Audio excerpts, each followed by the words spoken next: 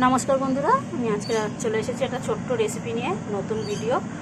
আর এখানে নিয়েছি দেখুন কাঁচা পাকা কুঁদরি। বেশ কদিন ধরেই রেসিপিটা বানাবো বলে ভাবছিলাম, ভীষণ মুখরোচক। তো এখানে গোল গোল পাতলা পাতলা করে কেটে নিয়েছি। আর এখানে নিয়েছি 4টে চিংড়ি মাছ, বেশ বড় বড় সাইজের, আর অনেকটা কাঁচা লঙ্কা ঝালের মতো, ভীষণ ঝাল ঝাল করে বানাবো। এখানে নিয়েছি একটা ছোট্ট টমেটো কুচি করে, একটা মাঝারি সাইজের পেঁয়াজ, আর এখানে নিয়েছি বেশ কিছুটা রসুন কুচি। তো এটাকে আজকে আমি ভর্তা কিংবা বলুন মাখা যা বলা যায় তাই। তো দেখুন কিভাবে বানাচ্ছি। এখানে সবার আগে আমি সব মশলা একসাথে তেলের উপরে দিয়ে দিলাম কড়াইতে। অল্প একটু তেল দিয়েছি, দিয়ে পেঁয়াজ রসুন সব কিছু, টমেটো কাঁচা লঙ্কা আর চিংড়ি মাছ সব একসাথে আমি এখানে দিয়ে দিলাম।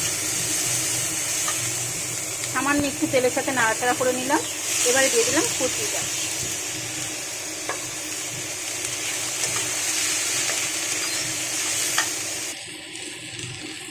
এখানে তেলের সাথে আমি সবজিটাকে একটুখানি নাড়াচাড়া করে নিয়েছি, কোনো রকম কষা ভাজা করার দরকার নেই। তারপরে দিয়ে দিলাম টেস্ট অনুযায়ী নুন, দিয়ে দিলাম হলুদ গুঁড়ো, আর কোনো কিছুই মশলা আমি দেবো না। এবারে আমি গ্যাসটাকে লো মিডিয়ামে করে ভালো করে ঢাকা দিয়ে দিয়ে ভেজে নেব। একটু জল লাগলে দিতে পারেন।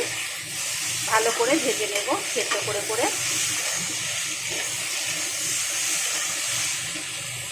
একদম 2-5 মিনিটের রান্না এটা, কিন্তু দারুণ মুখরোচক। এখানে দেখুন আমি বেশ গ্যাসটাকে মিডিয়ামে রেখে ঢাকা দিয়ে দিয়ে বারবার নাড়াচাড়া করে করে কত সুন্দর করে ভেজে নিয়েছি। আরও একটু ভাজা ভাজা করে নেব। সেদ্ধ হয়ে গেছে। তারপরে আমি এটাকে নামিয়ে মেন প্রসেসটা পূরণ করব।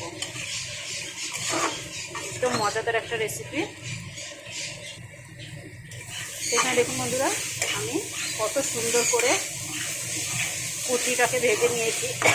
সরি, এখন একটু গ্যাসটাকে বাড়িয়ে দিয়েছি। এই যে দেখুন কত সুন্দর কালার হয়েছে, কত সুন্দর ভাজা হয়েছে, একদম নরম হয়ে গেছে। তাহলে এটাকে আমার মাখতে সুবিধে হবে। সেটা তো কমপ্লিট। চলুন এর আর একটা যে মশলা এর সাথে মাখবো সেটা রেডি করব। এই যে এখানে নিয়েছি একটা মাঝারি সাইজের পেঁয়াজ, একদম যতটা পাতলা কুচি করে কাটা যায় ততটাই পাতলা, লম্বা লম্বা করে কেটেছি অবশ্যই। আর এখানে নিয়েছি ছোট্ট এক টুকরো লেবু। এখানে 2 পিস নিয়েছি শুকনো লঙ্কা, সেটাকে ভাজিনি, আগুনে ডাইরেক্ট পুড়িয়ে নিয়েছি। এই যে দেখুন কত সুন্দর করে। এটা পোড়া লঙ্কা দিয়ে মাখলে কিন্তু দারুণই হবে, তাই আমি লঙ্কাটাকে পুড়িয়ে নিয়েছি। কেউ যদি চান ভাজা লঙ্কাও দিতে পারে। আর এখানে প্রচুর পরিমাণে ঝাল হবে, তাই এক টুকরো লেবু নিয়েছি, সাথে পুরো টেস্টটাকে ব্যালেন্স করে, একটু টক টক। এর মধ্যে পেঁয়াজের মধ্যে আমি দিয়ে দিলাম লেবুটাকে। আর আমি ওই ভাজাতে নুন পরিমাণ মতো দিয়ে রেখেছি, তাই এখানে আর নুন দিলাম না, নুনটা বেশি হয়ে যাবে। তাই ভাজাতে একটু নুন কম করে দিয়ে এখানে একটু নুন দিয়ে এটাকে ভালো করে এইভাবে মেখে নিতে পারি। তো এই মাখাটা কমপ্লিট। এবারে আমি এখানে কুচি ভাজাটাকে ঢেলে নেব। যেহেতু ওটা গরম আছে, তাই হামাল দিস্তার লাঠিটাকে দিয়ে আমি এটাকে ভাঙবো।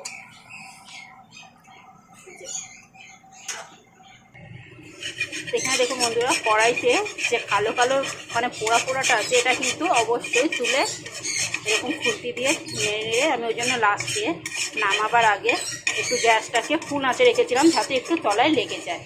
এটা কিন্তু এই ভর্তার জন্য খুব ইম্পর্টেন্ট। তাই এইভাবে তুলে এইভাবে দিয়ে দেবো। চলুন এবার এটাকে আমি হামাল দিস্তা দিয়ে এইভাবে একটু করে নেবো, কারণ প্রচুর গরম আছে, আমি হাত দিয়ে করতে পারবো না। আধ ভাঙা করে আমি এটাকে সেদ্ধ করে নেব ভালো করে। চিংড়ি টিংড়ি সব শুদ্ধ আধ ভাঙা করে নেব, নিয়ে পরে একটু কাঁচা সর্ষের তেল দিয়ে ভালো করে মেখে ভর্তা বানিয়ে নেব। এখানে দেখুন বন্ধুরা কত সুন্দর করে আমি আধ ভাঙা করে মেখে নিয়েছি। 2 দিন ধরে আমার এতটাই শরীর খারাপ বন্ধুরা, আমার ছেলের আমার দুজনেরই, তাই কোনো ভিডিও বানাতে পারিনি। আর আজকে একটা নতুন ভিডিও একদম সিম্পলভাবে দিচ্ছি। তাই এই ভর্তাটা আমার জন্য স্পেশালিটি, কারণ জ্বর মুখে একটু ঝাল ঝাল টক টক রেসিপি খেতে খুব ভালো লাগে। বিশেষ করে আমার তো এই ধরনের রেসিপিগুলো খেতে খুব ভালো লাগে। বিশেষ করে আমার জন্য এগুলো বেশিরভাগ বানাই।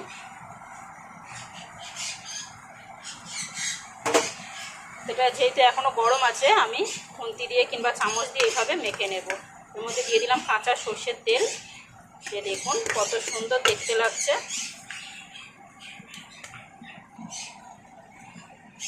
এখানে দেখুন বন্ধুরা কত সুন্দর লাগছে ভর্তাটা, দারুণ টেস্টি। তো আমার তো দুপুরে লাঞ্চ হয়ে যাবে। আজকের মতো টাটা বন্ধুরা।